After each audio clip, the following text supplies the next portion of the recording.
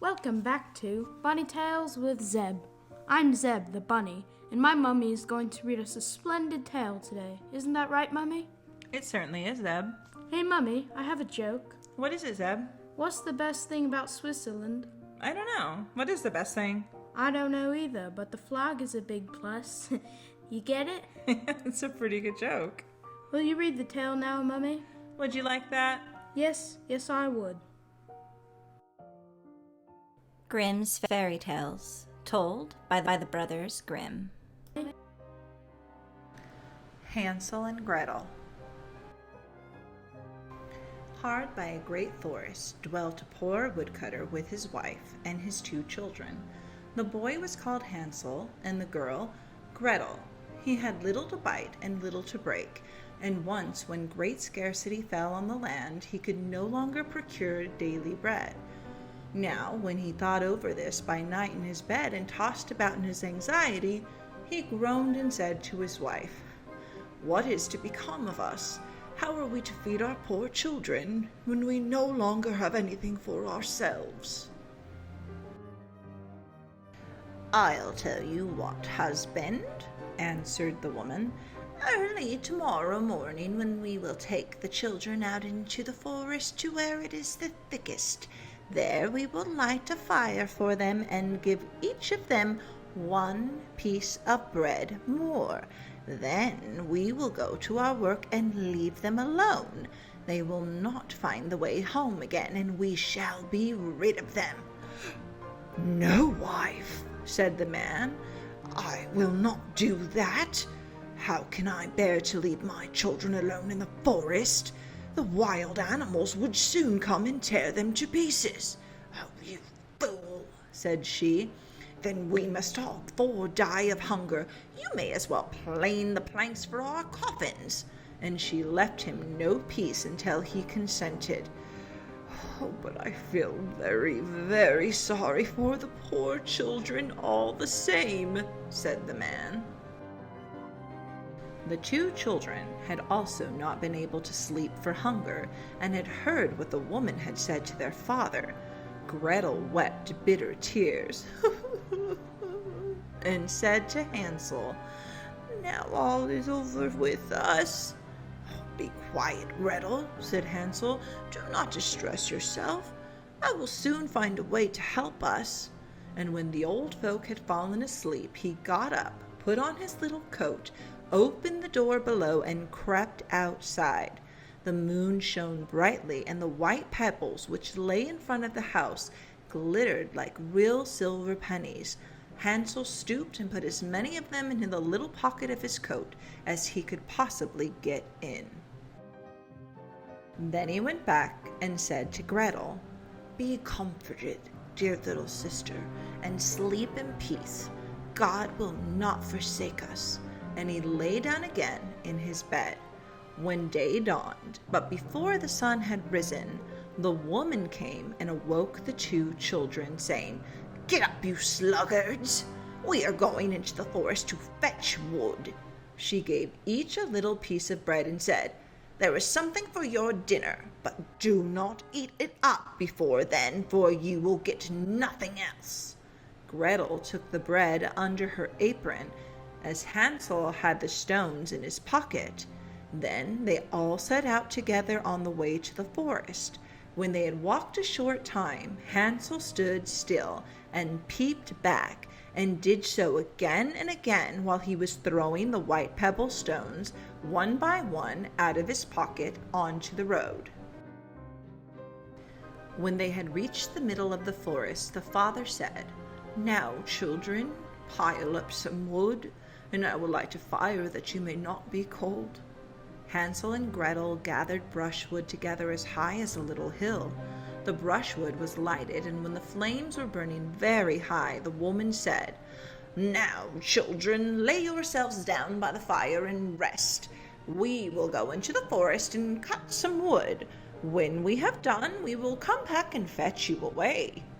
Hansel and Gretel sat by the fire, and when noon came, each ate a little piece of bread, and as they heard the strokes of the wood axe, they believed that their father was near.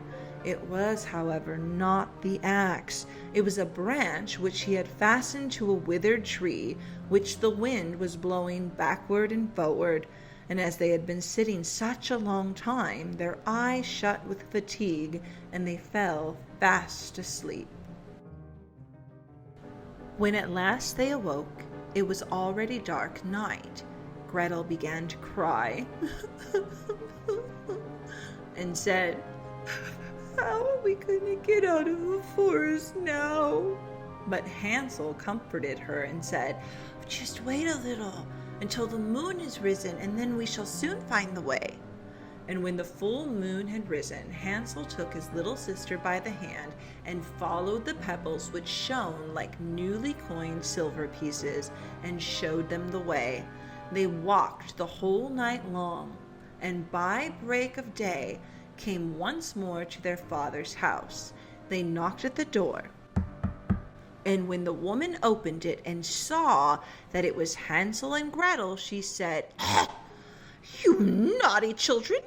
Why have you slept so long in the forest? We thought you were never coming back at all." The father, however, rejoiced, for it had cut him to the heart to leave them behind alone. Not long afterward, there was another famine in all the parts, and the children heard their mother saying at night to their father, "Everything is eaten again. We have 1/2 loaf left, and after that there is an end. The children must go. We will take them farther into the wood, so they will not find their way out again. There's no other means of saving ourselves." The man's heart was heavy, and he thought, "It would be better for you to share the last mouthful with your children." The woman, however, would listen to nothing that he had to say, but scolded and reproached him.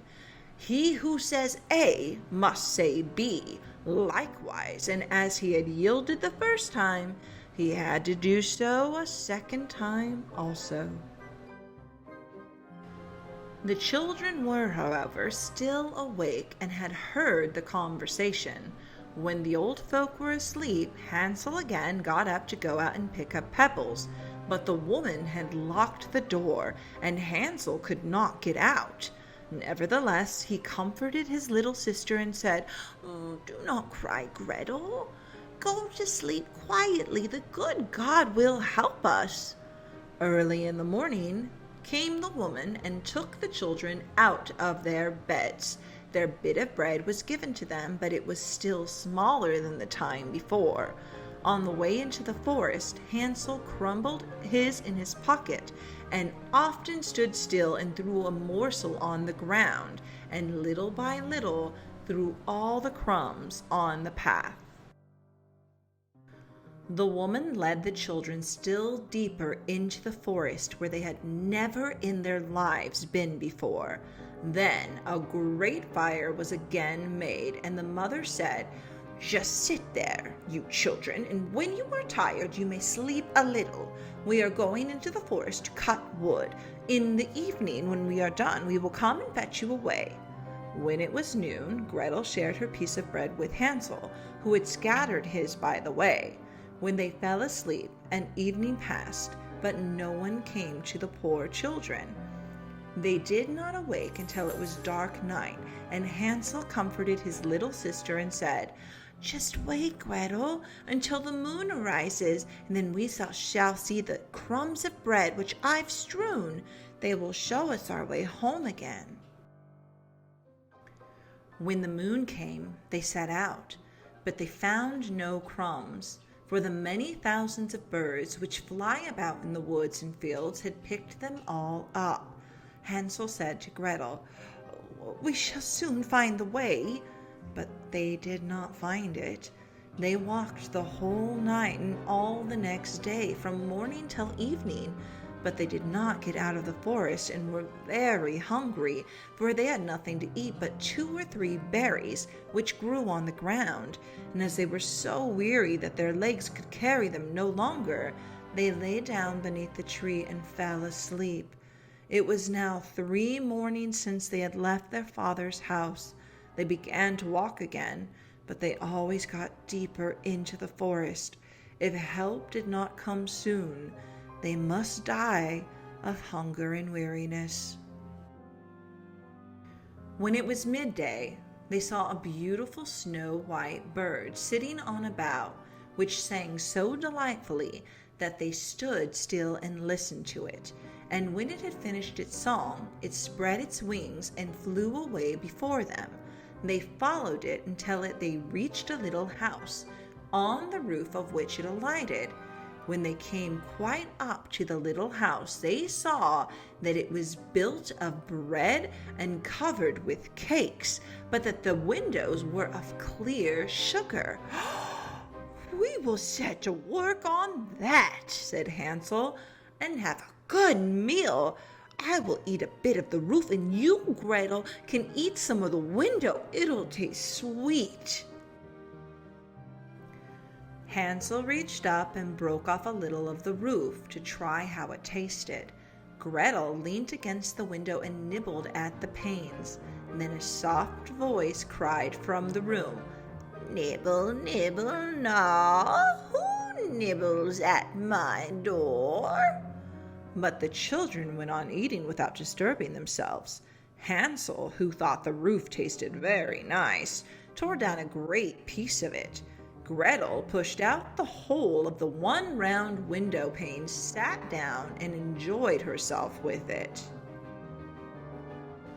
Suddenly, the door opened, and a very, very old woman, leaning on crutches, came creeping out. Hansel and Gretel were so terribly frightened that they let fall what they had in their hands. The old woman, however, nodded her head and said, "Oh, you dear children, who's brought you here? Do come in and stay with me. No harm shall happen to you." She took them both by the hand and led them into her little house. Then she set good food before them, milk and pancakes with sugar, apples, and nuts. Afterward, she covered 2 pretty little beds with clean white linen, and Hansel and Gretel lay down in them and thought they were in heaven. The old woman had only pretended to be so kind. She was really a wicked witch who lay in wait for children and who had built the little bread house in order to entice them there. When a child fell into her power, she killed it, cooked it, and ate it. And that was a feast day with her. Witches have red eyes and cannot see far, but they have a keen scent like the beasts and are aware when human beings draw near. When Hansel and Gretel came into her neighborhood, she laughed maliciously and said mockingly, "Oh, I have them. They shall not escape me again." Early in the morning, before the children were awake, she was up, and when she saw both of them sleeping and looking so pretty with their plump red cheeks, she muttered to herself, "Oh, that will be a dainty mouthful." Then she seized Hansel with her shriveled hand, carried him into a little cage, and shut him in with a grated door. He might scream as he liked. That was of no use. Then she went to Gretel, shook her till she awoke, and cried, "Get up, lazy thing! Fetch some water and cook something good for your brother. He is in the stable outside and is to be made fat. When he is fat, I will eat him." Gretel began to weep bitterly. No! But it was all in vain. She was forced to do what the wicked witch ordered her. And now the best food was cooked for poor Hansel, while Gretel got nothing but crab shells. Every morning the woman crept to the little stable and cried, "Hansel, reach out your finger that I may feel if you will soon be fat." When 4 weeks had gone by, she was seized with impatience and would not wait any longer. "There, Gretel," she cried to the girl, "be active and bring some water. Let Hansel be fat or lean. Tomorrow I will kill him and cook him." Oh, how the poor little sister did lament when she had to fetch the water, and how her tears did flow down her cheeks. "Dear God, do help us," she cried. "If the wild beasts in the forest had but devoured us, we should at any rate have died together." "Just keep your noise to yourself," said the old woman. "All that won't help you at all." Early in the morning, Gretel had to go out and hang up the cauldron full of water and light the fire. "We will bake first," said the old woman. "I have already heated the oven and kneaded the dough." She pushed poor Gretel out to the oven from which flames of fire were darting. "Creep in," said the witch, "and see if it is properly heated so that we can shut the bread in." And when Gretel was inside, she intended to shut the oven and let her bake in it, and then eat her too. But Gretel saw what she had in her mind, and would not creep in. "Silly goose," said the old woman, "the door is big enough. Just look, I can get in myself." And she crept up and thrust her head in. Then Gretel shoved her into the oven, and she was miserably burnt to death. Gretel ran as quick as lightning to Hansel, opened his little cage, and cried, "Hansel, we are saved! The old witch is dead!" Then Hansel sprang out like a bird from his cage, when the door is opened for it. How they did rejoice and embrace each other and dance about and kiss each other, and as they had no longer any need to fear her, they went into the witch's house, and in every corner there stood chests full of pearls and jewels. "These are far better than pebbles," said Hansel, and thrust into his pockets whatever could be got in. And Gretel said, "I too will take something home with me," and filled her pinafore full. "But now we will go away," said Hansel, "that we may get out of the witch's forest." When they had walked for 2 hours, they came to a great piece of water. "We cannot get over," said Hansel. "I see no foot plank and no bridge." "No boat crosses either," answered Gretel, "but a white duck is swimming there. Maybe if I ask her, she will help us over." Then she cried, "Little duck, dost thou see? Hansel and Gretel are waiting for thee. There's never a plank nor a bridge in sight. Take us across on thy back so white." The duck came to them, and Hansel seated himself on her back and told his sister to sit by him. "No," replied Gretel, "that'll be too heavy for the little duck. She shall take us across one after the other." The good little duck did so, and when they were safely across and had walked for a short time, the forest seemed to be more and more familiar to them. At length they saw from afar their father's house. Then they began to run, rushed into the parlor, and threw themselves into their father's arms. The man had not known one happy hour since he had left the children in the forest. The woman, however, was dead. Gretel emptied her pinafore until pearls and precious stones ran about the room, and Hansel threw one handful after another out of his pocket to add to them. Then all trouble was at an end, and they lived together in perfect happiness. The end. Was a toasty tale, Mummy. It certainly was. I think that witch was feeling a little crispy. Oh, brother. Tune in next time for another episode of Bunny Tales with Zeb. TTFN. Ta-ta for now. Thank you for watching. Please take some time and visit Crib for Kritters to see some of Jude's available bunnies. She is an amazing woman who dedicates all of her time to helping these sweet fur babies find their forever homes. If you're not able to adopt, perhaps you could support Jude's rabbit rescue by giving a donation. Every little bit helps. Don't forget to like and subscribe. TTFN, ta-ta for now.